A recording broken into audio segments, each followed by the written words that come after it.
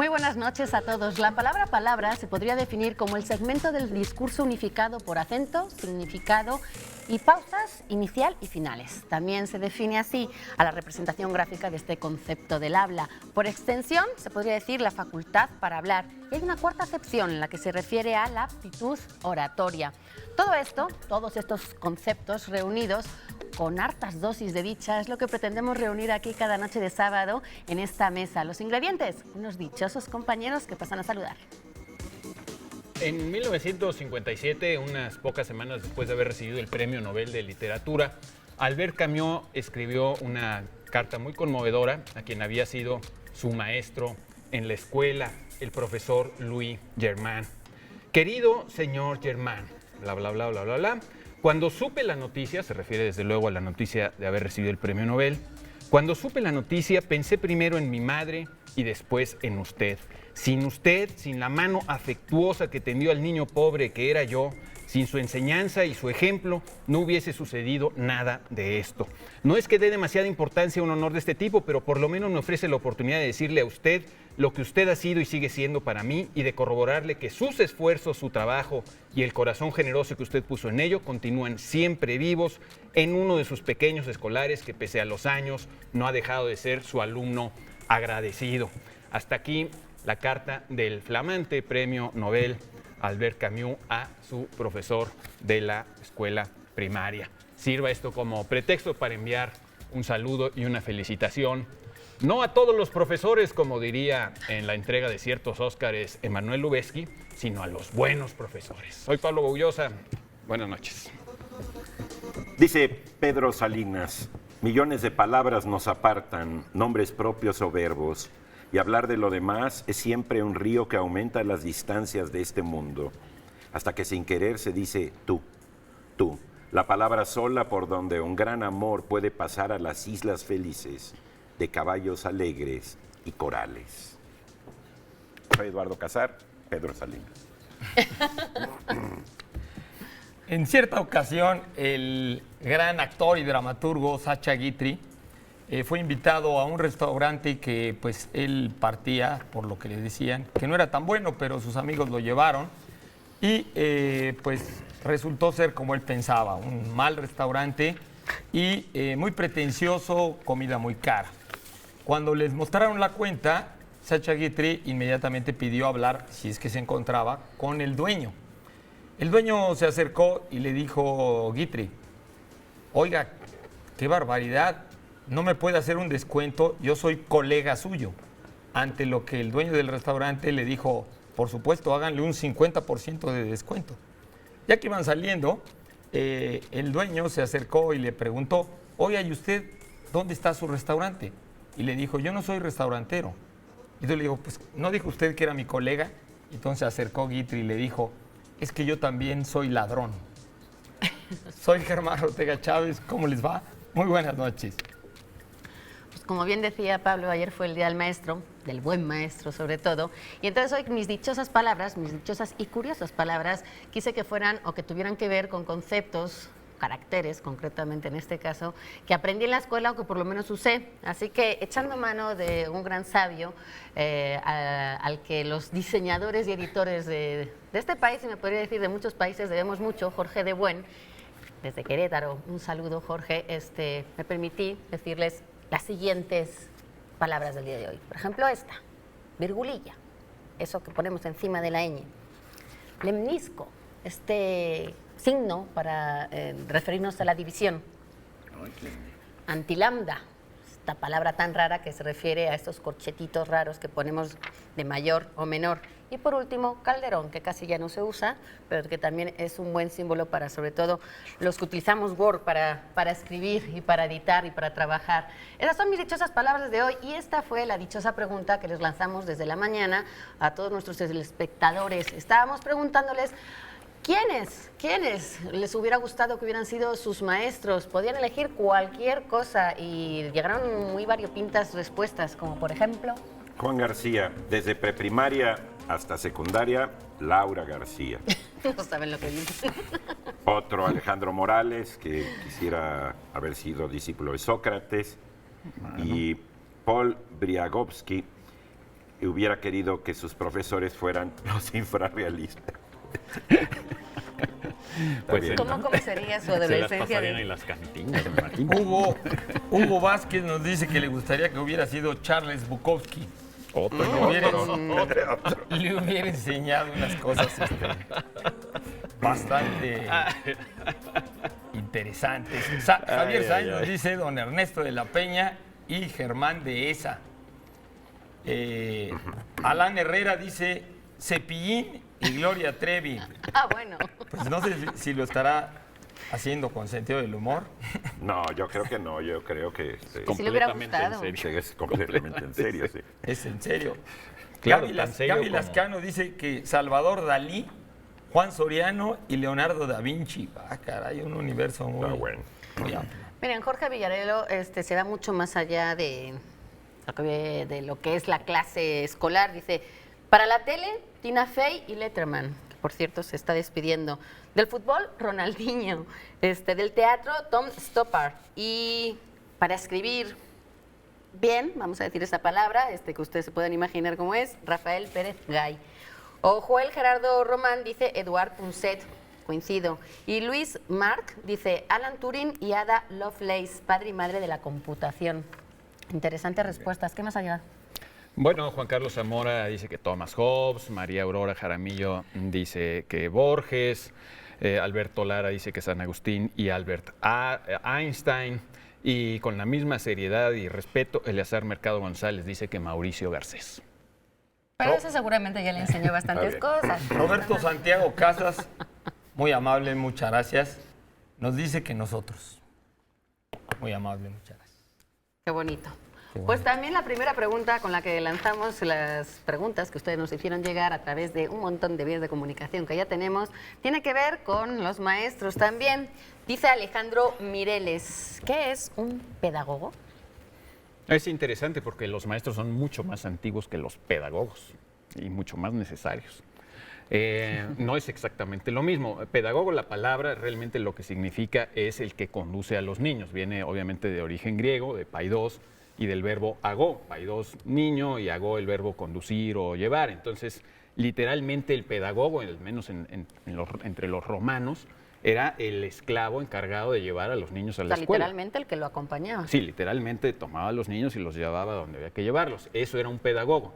El sentido moderno de la palabra pedagogía pues es muy tardío y es un invento muy reciente, ¿no? A veces se considera que el padre de la pedagogía pudo haber sido Rousseau, un personaje pues, que, como sabemos, no puso el ejemplo con sus propios hijos, por decirlo de una forma suavecita y educada. Y ahorita me estaba acordando que hace unos meses me tocó estar en una cena con Fernando Sabater, que como sabemos escribió un libro estupendo sobre educación, El arte de educar. ¿Cómo se llama? Sí, se llama El arte de educar. Sí, que es muy interesante y muy recomendable. Y él, no sé por qué salió el tema con alguien y dijo, bueno, los pedagogos son casi por definición los enemigos de la infancia. ¡Auch! Así lo dijo. ¿Pero por qué? ¿Por qué? Pues Porque porque les son los que conducían a otra parte. suelen tener ideas, son un poco como los filósofos, pero de la educación. Entonces pueden tener ideas pues a veces muy disparatadas e incluso muchas veces se aplican y pueden ser muy dañinas. Yo creo que efectivamente es un tema complejo en el que no me gustaría entrar a fondo ahorita, pero hay muchos pedagogos que han hecho un daño tremendo a la educación. A la educación que pues tradicionalmente era una transmisión de conocimiento, etcétera, y pues ahora, según muchas teorías que han inventado pedagogos modernos, pues no se trata de eso. En fin, es un tema amplio, pero sí hay que recordar que el tema de la educación es fascinante y recordar eso que decían mucho los clásicos del Renacimiento a propósito de la educación, que los seres humanos necesitamos aprender a sernos seres humanos. Digamos, en comparación con un pollo, un animal, los animales no tienen que aprender nada, van a convertirse en animales adultos y ya, pero el ser humano realmente lo moldeamos, lo hacemos. Entonces, podemos elegir muchísimas cosas, podemos hacernos, dice Pico de la Mirandola en una famosa oración sobre la dignidad del hombre, que es como un manifiesto de la educación renacentista, dice que el Dios hizo al hombre no de una manera determinada, sino para que eligiera en qué convertirse. Y eso es lo que hacemos con la educación, ¿no? Claro, Es un bueno, tema muy interesante. Mi hermana, que le mando un abrazo, es pedagoga, es hoy una profesión, como muchas, una especialización. La carrera está en estudia, es filosofía y letras, claro, ¿no? es una carrera de filosofía y Sí, así letras, y pues estudia para ser pedagogo, y pues son los que reflexionan, estudian y tratan de mejorar la educación. Claro que tratándola de mejorar, como dices tú, pues a veces meten la pata, como todo el mundo que trata de mejorarla, pero ahorita que decías, claro, es muy interesante los antropólogos, los antropólogos, la filosofía antropológica, ¿no? Como decía Cassirer, pues nos dice que el ser humano, como tú bien señalabas, a diferencia de los animales, que son resultado de un proceso biológico colectivo, en el resultado de miles de millones de años, y luego cada individuo es resultado de un proceso biológico individual. Y nosotros compartimos eso con los animales. Pero a diferencia de los animales, nosotros somos resultado de un proceso artificial, que es el proceso de culturización o de humanización, que es un proceso colectivo que se inició en África desde el origen de la humanidad y que pues continúa hasta el día de hoy, pero que cada uno de nosotros, que es interesante lo que decía Cassirer, es que al principio la sociedad es sobre todo responsable en gran parte de esa humanización, ¿no? De esa culturización artificial, pero que Ahí, a partir de que vamos creciendo, nosotros nos empezamos a volver responsables de esa culturización, de esa humanización artificial, y que en la medida en que estamos cada vez más grandes y más conscientes y más experimentados, ya el contexto es cada vez menos responsable y cada uno de nosotros nos tenemos que autoeducar, ¿no? Es el proceso de autonomía. A mi maestro José Antonio Marina, o a quien yo considero mi maestro, aunque realmente lo conozco muy poco, y básicamente lo considero mi maestro a través de sus libros, él repite mucho un viejo refrán africano que dice: para educar a un niño hace falta toda la tribu, ¿no? Es decir, que la educación es un proceso que nos involucra a todos, colectivo, ¿no? Colectivo. Sí, Y también tener en cuenta que la pedagogía ahora está muy presente, por ejemplo, en la elaboración de libros de texto. Antiguamente, o bueno, hasta hace poco, había una serie de profesionales que tenían que ver, bueno, los autores y demás, pero ahora mismo la figura del pedagogo en las editoriales para publicar libros de texto, está muy presente la pedagogía porque ya se tiene en cuenta características Claro, y materias mucho más integrales, ¿no? A la hora de Y educar. con todos los que libros tiene que de ver con el hoy didactismo. suelen ser muy malos, perdón que lo diga, los Hay libros de algunos texto. buenos. Yo defiendo todavía algunos, pero aunque todavía hay mucho En que ciertas mejorar. materias están Sí, lo que patéticos, pasa es que, ¿no? bueno, hay unos buenos y otros malos. Sí. Es como con los boxeadores, hay unos boxeadores buenos y otros malos. Como Tú ya estás futbolista. pensando en lo que la viene vida es después. como el futbolista. lucha constante. Incluso Y ahora, como conductores. una cosa es pedagogo y otra cosa es maestro. Sí, La sí, sí, mejor claro. manera de aprender es dando clases. Porque cuando tienes que explicar algo realmente, bueno, empleas tus propias palabras y entonces se te aclaran. Es la mejor manera. Asistir a una clase que uno da es muy interesante, sobre todo para uno. Pues Muy no cierto. para uno, pero para todos ustedes les tenemos una dichosa definición esta noche para que nos empiecen a llamar, a escribir, a comunicarse con nosotros a través de las redes sociales para decirnos esta noche el nombre dado a los seguidores de las enseñanzas de Aristóteles. También, por deformación, ridículo o extravagante. La palabra que buscamos deriva del verbo griego pasear o caminar alrededor. Esa es nuestra dichosa definición y ustedes ya pueden empezar a escribirnos. Recuerden poner el hashtag gato o la dichosa palabra para comunicarse con nosotros. Y tenemos muchos libros, pero no tantos como quisiéramos para todos, pero sí, se los vamos a presentar ahora. Tenemos este libro de mi muy inteligente amigo Maruán Soto Antaki, Reserva del Vacío. Es un ensayo sobre la muerte como invención literaria. Es una novedad de Editorial Taurus, muy recomendable. Y como en todas nuestras emisiones, tenemos una suscripción anual para una sola persona a la revista Este País, que este mes dedica su tema principal al embrollo de la tecnología. Y por cierto, trae un estupendo artículo de Horst Kuznitsky. Realmente no lo sé pronunciar. No, sí, Pero- está bien. Pero es un, Pero está traducido su texto. otro hombre muy, muy brillante, muy inteligente sus reflexiones. Y bueno, tenemos Juventudes, Identidades e Interculturalidad, que es un libro sobre los gustos musicales y el rock y todo esto entre estudiantes de la Universidad Intercultural de Chiapas. Es un estudio muy interesante sobre el rock indígena también, ¿no? Los autores son Yuris Tipa, que es el papá de mi nieta, y Juan Pablo Cebadúa. Esto es de Secol y Conacit. Realmente un libro para profundizar en las nuevas culturas. Más allá de la pureza, ¿no? Porque a los que mantienen una cierta pureza, pues el rock indígena suena como... Sí, se les Como como que no. fusión, ¿no? Acaba de salir otro que se llama Etno Rock, donde también participan ellos, Cebadúa y Yuris y otros más. Muy bien. Muy interesante. Del músico, escritor y editor, su primera novela, Hugo García Michel, Matar por Ángela, de editorial Lectorum, para ustedes. ¿De qué es capaz un hombre enamorado por su amada? Muy musicales andamos esta noche. No sé si nos da tiempo a otra más o nos tenemos que ir a un corte. Bueno, vamos con la música a otra parte porque nos tenemos que ir a un corte, pero no se vayan porque hay más dichosas palabras. Ay, la música otra vez.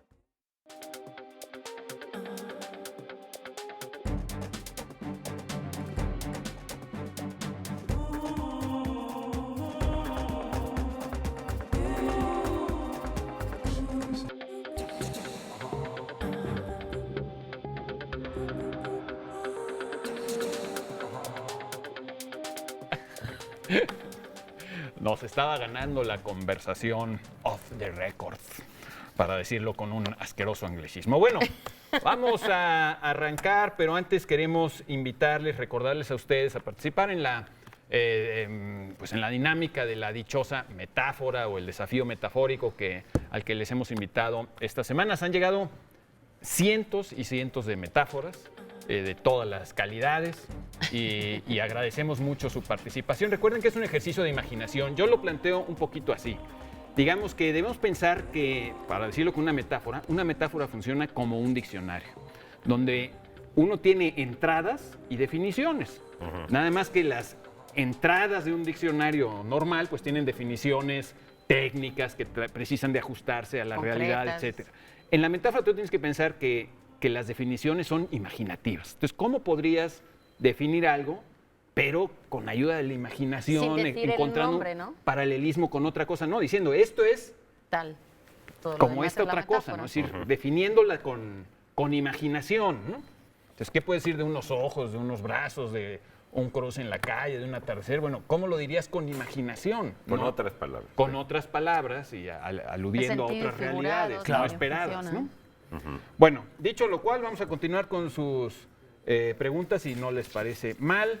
No. Tenemos una pregunta de María Rivera, que se llama como una poeta, ¿no? Pues a lo mejor es de ella, porque, bueno, sí hay una poeta muy famosa, y María Rivera. muy buena, que es ganadora parte de la premios. casa del poeta. Todavía está en la casa del Sí, poeta la López Velarde. coordinadora. Estupenda poeta, bueno, si no es ella, su homónima, nos pide que hablemos del origen de la palabra performance. No, que otra vez los anglicismos a nosotros, vénganos. Pero lo que pasa es que ya se usa en Claro. español. Sí. Se escribe performance. Performance. Ah, ok. Sí, para acabar pronto. Para acabar pronto, ¿no? Pero se dice performance Pero ¿cómo se dice en español? Performance. Performance. Sí. como en inglés. Como en inglés. Sí, es un anglicismo total. A lo mejor en España no les gustan los anglicismos, en otros países de Sudamérica. En eso fíjate que sí, no hay... ¿Se dice así, no performance? decimos performance, no. Dicen performance. Performance. Ah, ok. O sea, en eso sí Ahí sí, seguimos la norma. ok. Bueno, ¿de dónde viene la palabra? ¿Qué es? Viene de realización. Es decir, es un acto, un acontecimiento. Y habría, digamos, la más habitual es usarla en artes plásticas, performance, es decir, una acción escénica, ejecutada, viva, que pretende crear con esa misma acción una obra de arte, ¿no? Acaba de salir, por cierto, un librín de Dulce María Alvarado, se llama, van a presentarlo el 27 de este mes en la UAM de Azcapotzalco, que es sobre el performance en México. Y son entrevistas con muchos artistas plásticos, que son generalmente quienes realizan esos performances. O performanceros O también. performanceros también se les dice, ¿no? Es arte en acción, digamos. Arte en acción, creo que es Con así muchos... Sí, así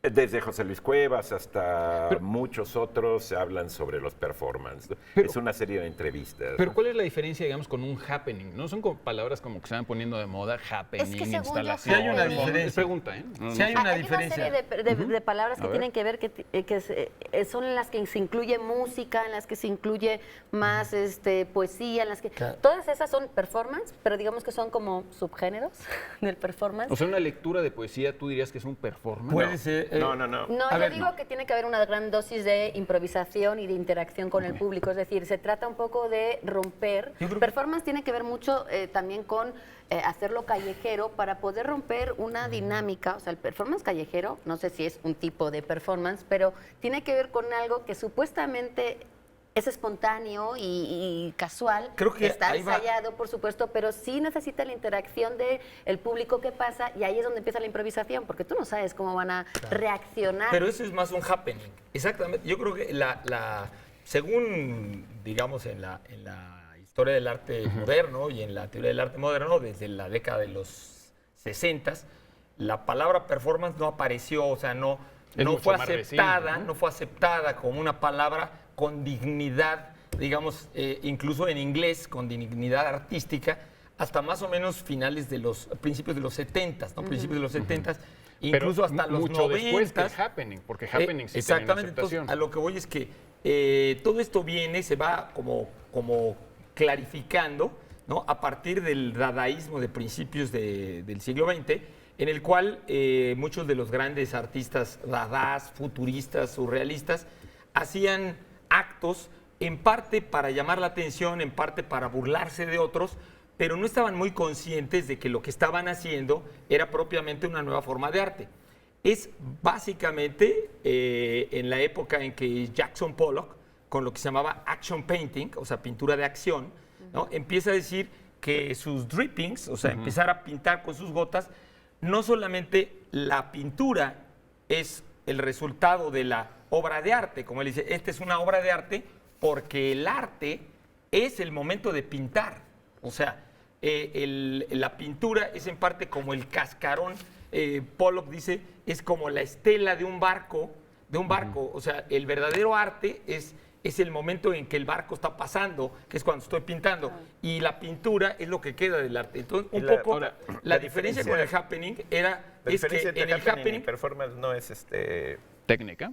No, yo no Es de la moda. veo. la pues, diferencia ¿no? es que, exactamente lo que decía Laura, la diferencia entre el happening y el performance es que el happening es muchísimo más espontáneo, no hay ningún tipo de preparación y tiene que incluir la participación del público. Sí, y en el happening tú haces lo que sea y luego dices, what happening? What happening. ¿No? Y en cambio en el happening. performance sí hay una preparación, sí hay una cierta preparación, Pero yo creo como que los todos que tienen una preparación. como Pero los en que el happening los también que tiene están que haber en una el, cierta por preparación. ejemplo, los de la calle, Ahora, los performers pero de la incluso para calle que improvisar, brincan trae y mucho avientan trabajo esto y se atrás. disfrazan y se pintan, hay más una preparación, eso es más un performance. Y muchas veces no necesitan la participación del público. Ahora, Ese es un performance. Discutir la cuestión artística de los performance ya es toda una especialización. ¿sí? Claro. Tiene que ver como con las instalaciones. ¿sí? Si yo Que le llamo a cuando yo esto, era chiquito, que tengo aquí, palabras fosilizadas y lo justifico, ¿sí?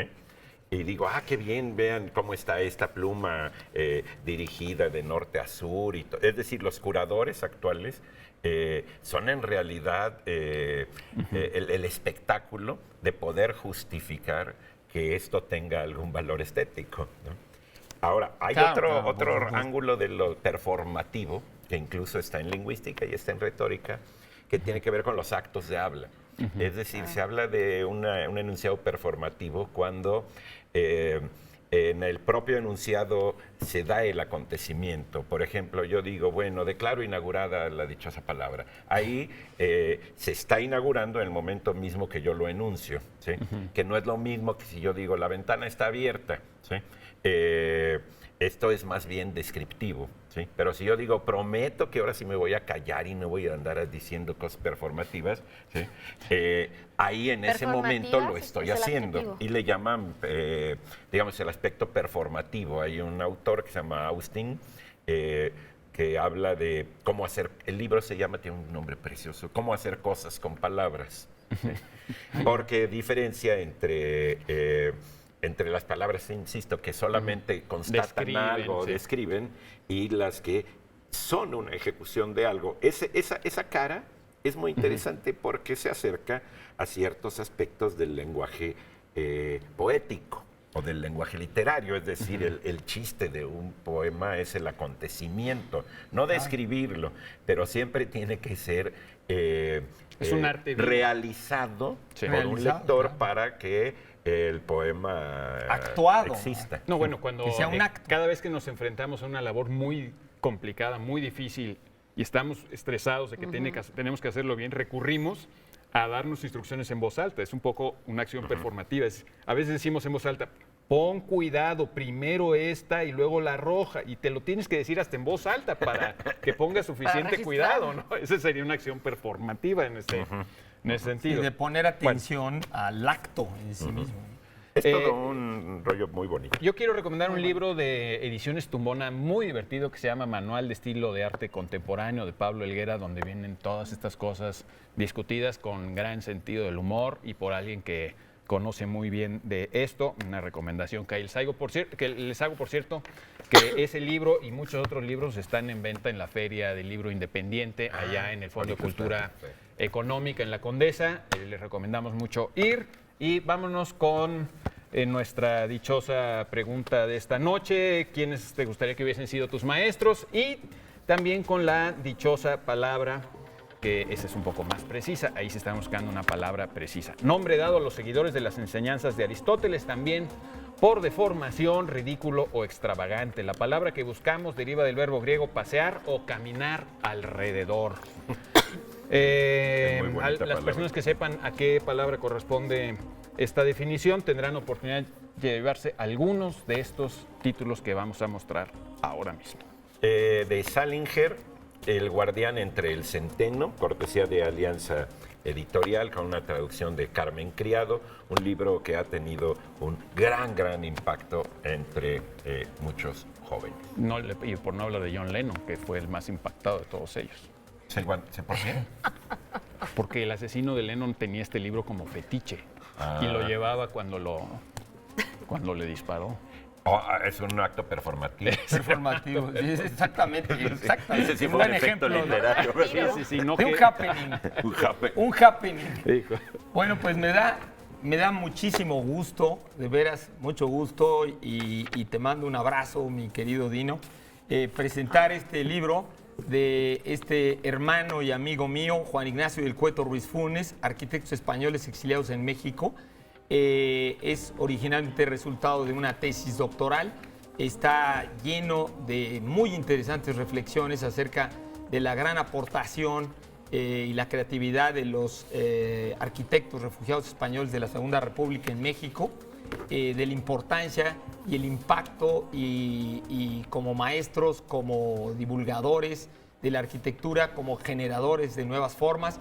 Este libro, que ha tenido muchísimo éxito, ha sido presentado en México varias veces, acaba de ser presentado en Barcelona otra vez, y en muchos lugares, y sigue siendo aplaudido y muy requerido. Yo le mando un abrazo a mi querido Dino. Además, no sé qué fue antes, si el libro o la exposición, pero estuvo en el tercer piso de Bellas Artes, estuvo con esos 26 arquitectos que venían en el Sinaya, ese primer barco que desembarcó en Veracruz el 13 de junio de 1939, el primero de 6 barcos que trajo ni más ni menos que más de 25,000 españoles refugiados. Y estuvo, toda esa edición estuvo en el ático de la Casa Luis Buñuel, en la Colonia del Valle, y fue maravilloso el trabajo que hicieron todo el grupo. Sí, padrísimo. Y realmente, digamos, una obra memorable para recoger la historia la historia y las vinculaciones culturales de tanta gente tan importante en México. Pues ahí está ese libro y aquí están Lola y su hermano Peret, que después de pasar todo el día en el zoo, ahora pasan todo el día en el circo, de la mano de la edición de Daniel Goldin, ahora director de la Biblioteca Vasconcelos y que ha pasado por todas las gamas de la literatura infantil y con unas ilustraciones maravillosas de Ima Pla, que en realidad es Inma Pla, esta diseñadora barcelonesa. Pues tenemos estas historias donde aparecen el hombre bala, Super Sansón, los payasos, Manolo Espiri, un montón de personajes. ¿Tiene animales ese circo? No lo sé si algún partido lo podría denunciar, pero no, parece que es bastante moderna esta edición porque no hay ningún solo animal, entonces cumplimos todas las normas actuales. Y bueno, es un libro maravilloso para pasar con los más pequeños y esa creatividad que les puede desarrollar. Porque si hay animales los vamos a confundir a los niños Hay un del pato, futuro. Hay un pato. pero es parte del espectador, no sé. No, los patos son para la cacería, no son para los circos. Ah. Bueno, la dichosa palabra, performance, happening, instalación, programa de televisión, decidan ustedes, nosotros nos damos un corte y volvemos después de estos mensajes. Pues improvisar.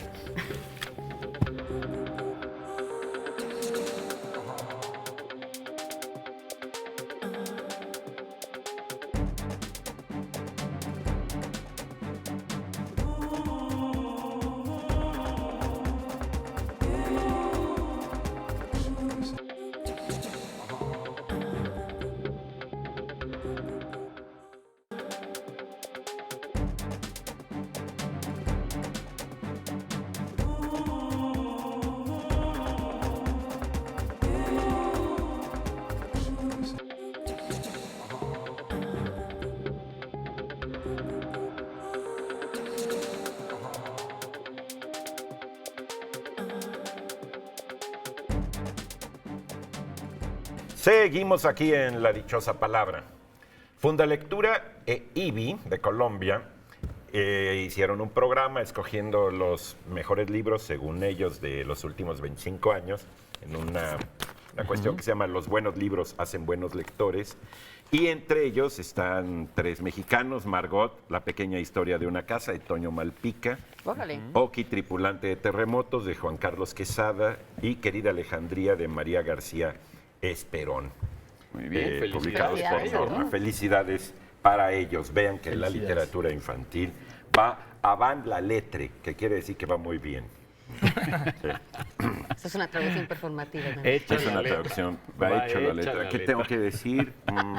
Bueno, mejor voy a ir ya rápidamente a lo que dice Jawet Bello, que quiere que hablemos sobre los laberintos. Ay, caray. A perderse. Eso está muy enredado, ¿no? Está Vamos a muy- ir sí, yo creo que vamos a enredado. otra cosa, porque eso capaz que nos atoramos por ahí Atoramos. y no Entre el salimos. performance Y no salimos. Y luego volvemos al principio. Sí. O sea, el huevo. Bueno, los laberintos son, por un lado, una construcción arquitectónica o una construcción jardinística, y por otro lado, pues muchos filósofos dicen, son también una realidad interior, ¿no?, de los seres humanos, ¿no? En el oído, exactamente. Sí, Está la también en el oído. Bueno, es una construcción de inicio, sin un aparente sentido claro, ¿no? Aunque después justamente nos provoca un gran atractivo, una gran atracción precisamente por su misterio, de que no sabemos para qué es ese que tiene una construcción muy complicada, muy elaborada, muy sofisticada, y que tiene mucho que ver con esta polaridad de, por un lado, quedar encerrado, y por el otro lado, quedar encerrado, no poder salir, y por otro lado, de poder acceder a un centro, de un ir y venir, ¿no? Yo pensaría primero que, desgraciadamente en español, no existe una diferencia muy clara que existe en el idioma inglés, y que, de hecho, en español recurren a utilizar la palabra inglesa, que es maze, ¿no? O sea, primero la palabra laberinto, en inglés, labyrinth, se refiere a un recorrido único, sin bifurcaciones, muy, muy elaborado, muy complicado, muy sofisticado, pero que no tiene más que un solo camino, que llega No hay a un duda. centro, No hay ninguna duda, ninguna bifurcación. ningún problema de errar en el camino.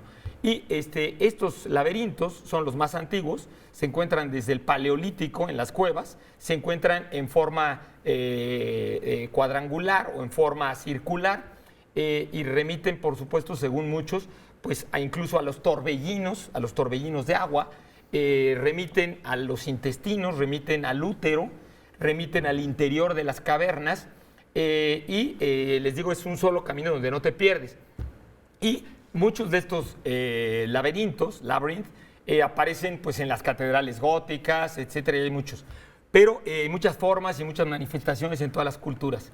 La otra palabra inglesa es maze, que es una palabra, si no recuerdo mal, de origen celta, Cornish, del idioma del antiguo Cornualles, y que quiere decir prado, y se refiere a que en los prados hacían juegos de laberintos, juegos con danza, ¿no? Hay muchos estudiosos de la danza que dicen que la danza, Karl Kering decía que la danza toda originalmente tiene un trazado laberíntico, tiene un camino laberíntico, ¿no? Y el maze, en cambio, es una entrada que tiene muchas bifurcaciones y donde uno se puede perder, y nunca llegar al centro, ¿no?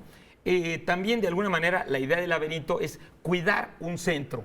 Mircea Eliade decía cuidar un tesoro que puede ser el conocimiento, que puede ser el espíritu, que puede ser la elevación espiritual, que quiere decir el entrar al infierno, a morir y renacer purificado, renacer mejor, ¿no? Y de alguna manera este segundo sentido de laberinto como maze, ¿no? Tiene un sentido iniciático, como de un camino de vida, un viaje, una metáfora de toda la vida en el cual vamos recorriendo la vida y se nos van presentando muchos problemas y cada uno va haciendo su propio camino y ese camino es la vida misma, ¿no? Es muy interesante que todas las culturas tienen laberintos. Todas tienen laberintos. Es una metáfora lo que quiere decir muy rica. Es que al hombre le gusta complicarse. ¿Sí? O que se encuentra la complicación y es una manera Incluso también de superarla. hay un laberinto en poesía, que es un texto que se lee, que tiene sentido Juana, de derecho, leyéndolo, digamos, en el normal y leyéndolo al revés. Hay un textito de José Batres Montúfar que es una joyita que dice, si te han dicho que te quiero, han dicho bien y han mentido, si te han dicho por descuido que solo amo tu dinero. Y si uno lo lee al revés, metes la reversa y dice, si te han dicho por descuido, ¿cómo es? Si te han dicho que te quiero, han dicho bien. No. ¿Cómo te enredaste en el laberinto. Ya te enredaste en Ya el te laberinto. enredaste en el El último laberinto. verso tenía que ver Todo con el dinero. eso que me está pasando a mí es lo que le pasa a uno cuando se mete a un laberinto. Para que vean que Bueno, performance. ahora vas a nada más hay que salir, decir que la palabra laberinto, muchos piensan que tiene un origen griego, que viene de labris, que era un hacha de doble filo, que era, pues, muchas veces se representaba a diosas con esta hacha de doble filo. Un hacha ritual. De alguna manera esa hacha ritual va a ser también simbólicamente una representación de los propios cuernos del más famoso laberinto de todos, que era el laberinto de Minos, ¿no? Bueno, al menos en Occidente, pues es el laberinto por excelencia, es el laberinto de Knossos en Creta.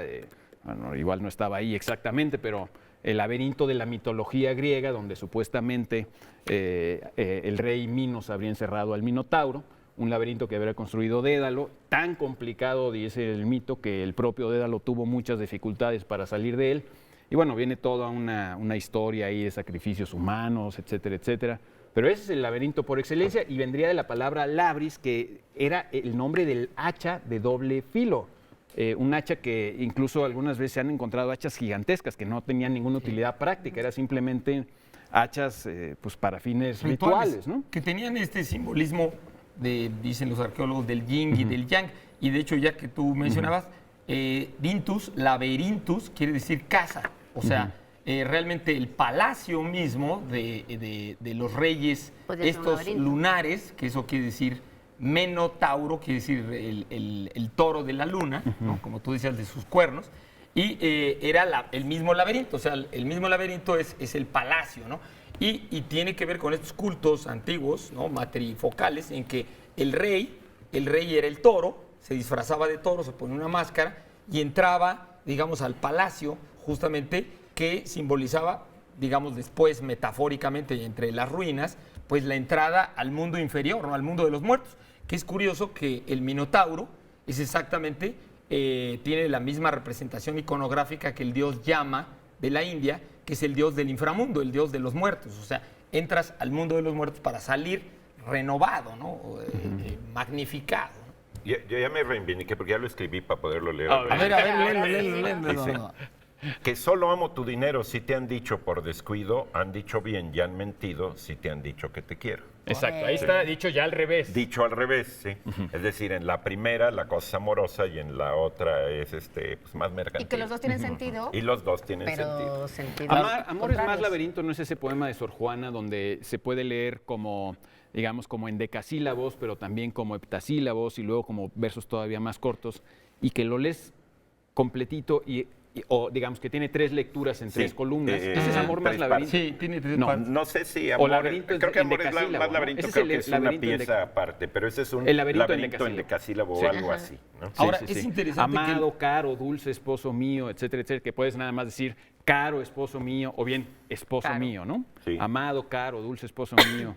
Sí. Ahora, esas 2 referencias que hacen ustedes poéticas a poemas en asociación con el laberinto, es interesante porque en el Renacimiento todos los laberintos de los jardines estaban asociados al camino amoroso.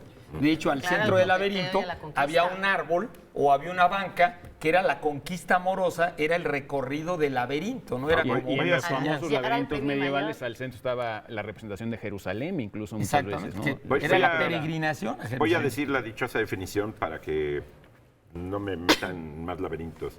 Nombre dado a los seguidores de las enseñanzas de Aristóteles, también por deformación, ridículo o extravagante, la palabra que buscamos deriva del verbo griego pasear o caminar alrededor. Tenemos, Germán, De editorial Sexto Piso, esta verdadera joya escrita ni más ni menos que en el siglo XVIII por uno de los grandes escritores góticos, memorias biográficas de pintores extraordinarios, de William Beckford, por cierto también arquitecto y constructor de jardines y de laberintos. Qué curioso, ¿eh? Y verde además el libro. Editorial Sexto Piso. más verdes. Verde por los jardines Este laberínticos. es naranja. Y estoy casi segura de que Julia Santibáñez no nos está viendo en este momento porque está en Los Cabos.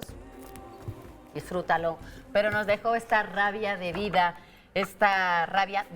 junto y separado, que es una poesía erótica, su primer libro de poesía erótica, no su primer libro publicado. A Julia Santibáñez la podemos ver sobre todo colaborando en revistas y en un blog que se llama Palabras a Flor de Piel, que recomiendo mucho.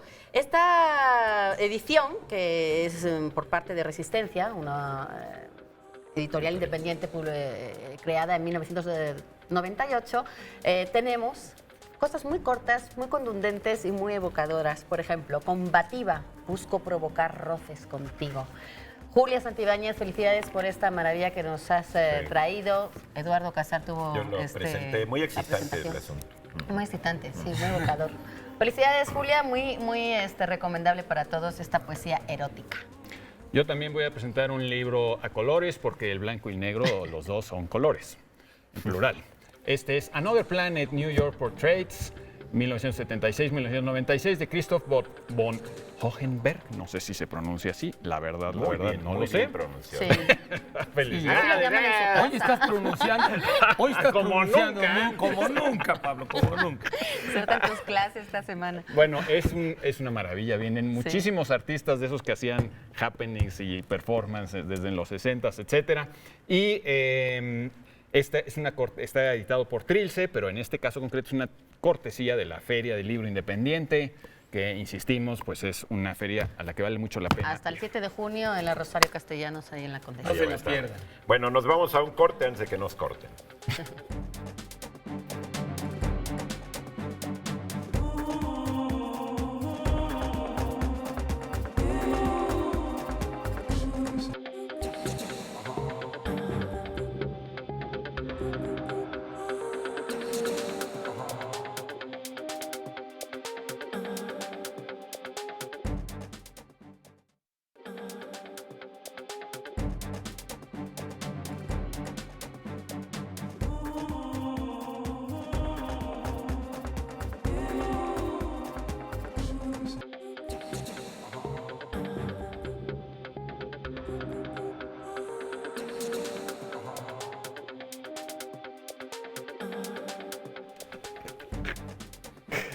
Aquí seguimos en la dichosa palabra y le mandamos a todos los maestros, todos los buenos maestros, una gran felicitación, y a los otros no tan buenos, pues también una felicitación por ser optimistas, porque eso de ser maestro hay que ser optimista para creer en ese fenómeno humano.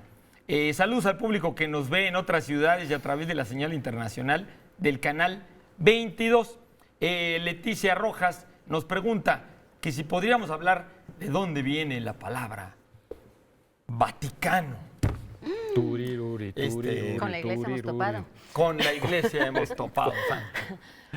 Fíjate que mucha gente lo relaciona con vaticinio y no tiene nada que ver. En realidad tiene que ver con una diosa pagana, además, de los etruscos. Los etruscos era una cultura que estuvo en Italia antes del Imperio Romano, que se asentó en buena parte, en el norte, sobre todo en la Toscana, etcétera, y sobre todo donde está Roma.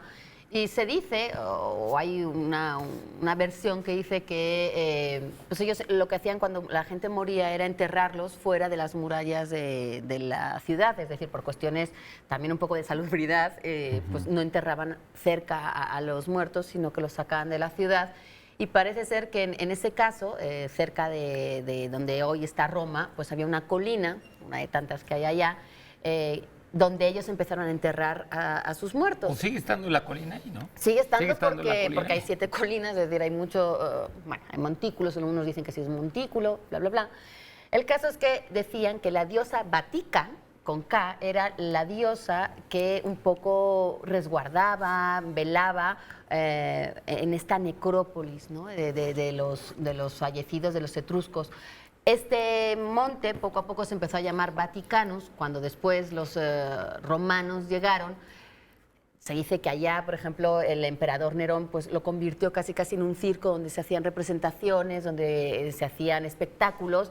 Es decir, digamos que esta necrópolis, este cementario... Hicieron un circo, una pista de carreras ahí. Donde pasaban, bueno, pues todos los espectáculos que había, ¿no? El batimóvil. Corrían en el batimóvil. Con B chica el batimóvil. Sí, el batimóvil es con B chica. Cuando los circos todavía y tenían luego animales. Se empezaron, estas persecuciones que sucedieron durante varios siglos en la Edad Media a los cristianos. Uno de esos cristianos perseguidos fue San Pedro. San Pedro fue perseguido, fue torturado, fue enterrado, digamos, en algún lugar cercano a este montículo, donde la gente empezó a peregrinar para ir a ver la tumba de San Pedro, cuando ya luego se beatificó y se canonizó, etcétera.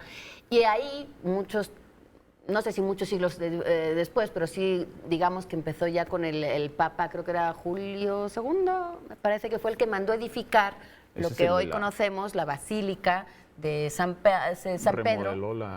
Constantino. Originalmente había una desde la época constantiniana. Empezó un santuario, pero digamos Julio II remodeló la Capilla Sixtina, ¿no? Porque, bueno, lo que pasa es que la capilla... La Sixtina es de Sixto IV. Pero la remodeló, no estoy diciendo que... claro, mandó pintarla. Hubo como 10 arquitectos, como muchos papas. Pero la basílica misma, basílica, se hizo en la época constantiniana. Y luego la tiraron en el Renacimiento. Nicolás V la tiró. Hubo muchos años, porque fueron más de 100 años de construcción de la basílica hasta lo que hoy conocemos como la basílica, que es un poco, digamos, la sede, la corte del Vaticano. Pero digamos que este adjetivo, porque Vaticano, como nombre propio, hoy lo tenemos como la ciudad del Vaticano, pero Vaticano es un adjetivo que aparece en los diccionarios como referente al monte Vaticano, ¿no? El Vaticanus que... bueno, y al Estado Vaticano, porque es el nombre oficial del Estado Vaticano, desde la Corte Vaticana, etcétera. Muchos dicen que tiene que ver con vates, que es adivino. Es que ahí se había vates. Y el verbo cantar, ¿Vates como digamos, poeta? Vate no es profeta. Como adivino, profeta, entonces sería como el canto del adivino, el canto del profeta. Digamos que la etimología podría también tener ese sentido que se contrapone un poco a esta etimología de los etruscos, que tiene que ver con la diosa Vatica. Pero a lo mejor no se opone. Y un poco lo que sabía, yo lo que sabía era que la raíz tiene algo que ver con una raíz indoeuropea. Pablo tiene un maravilloso diccionario de raíces indoeuropeas, a lo mejor habría que buscarlo. Y ¿cómo se llama? Que se refiere a como una palabra etrusca correspondiente a la palabra entusiasmos griega. O sea que... Entusiasmos viene de teos. Exactamente, pero o sea, correspondiente en por los sentido. Quiero decir que la palabra entusiasmo quería decir que eras poseído por el Dios. Sí. Y la palabra Vaticano en etrusco venía de una palabra que quería decir ser poseído por el Dios, o sea, y que Ahora, del etrusco, como no tenemos registro... la diosa, ajá, Del etrusco es un poco especulativo, porque Totalmente. claro, por pues, eso no, te digo no tenemos registros. Todo muy incierto. no, sobre yo los- lo que digo es que la palabra lo que dicen es que tiene una raíz indoeuropea Sí, y sí. que tiene que ver con esa posesión divina, Ya. a lo mejor se especula de la Que ya diosa estamos esta que tú despedidos. mencionas. Que también ¿no? tiene que ver con Pero barrio que- y con pueblo, Vicus. Hay pero a mí no varios- me toca. Varias versiones. Que ya estamos Que ya dicen despedidos, que ya ¿no? nos vayamos. Que ya nos Están tenemos que ir. corriendo. Que ya le surge a Pero- ciertos partidos políticos. Bueno, tomar la señal. tenemos que decir nuestra dichosa palabra del día de hoy, que nos perdonen la Ciudad del Vaticano, que nos seguimos platicando sobre ella. Nuestra dichosa palabra, nombre dado a los seguidores de las enseñanzas de Aristóteles, también por deformación, ridículo o extravagante. La palabra que buscamos deriva del verbo pasear o caminar alrededor. Peripatético, que era lo que hacían allí en el liceo de Aristóteles. Los ganadores de las redes sociales, luego se los mencionamos porque ya estamos muy a las carreras. Miguel Ángel Sáenz, Enrique A las Terraza carreras de Soraro, pedagogía, filosofía. Cecilia Márquez, Eduardo Casar. Muy buenas yo también noches. gané. Tú también ganaste. Ah, sí, es cierto, no. Tú llevo para el la de próxima ponte buzo. Pablo, muchas gracias. Pablo. Hermano. Buenas noches. Laura, muy buenas Hermano. Ha noches. sido un placer Buen domingo. convivir con ustedes. Un placer. Ahí les Un encargo, happening. ahí les Ha encargo el sido changarro la próxima semana. un happening. Nos vas a dejar y hay que decir que hay que el ganador de Muy las buenas horas noches. hasta el 30. Hasta el Ah, sí, próximo no lo sábado. dijimos. Bueno.